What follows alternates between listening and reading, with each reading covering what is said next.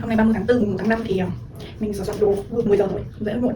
Mình sửa soạn và mình chuẩn bị ra ngoài đường đi chơi để hưởng không khí lễ nha mọi người. Hello. Nó thấm rất là nắng ấy. Hôm nay đánh ma hồng, hôm nay mình sẽ chọn tông hồng đi.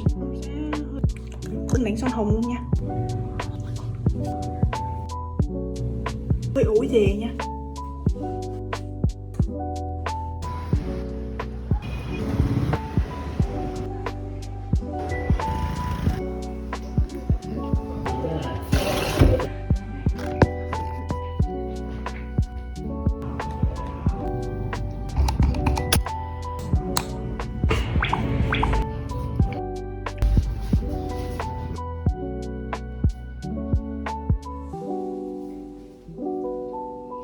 And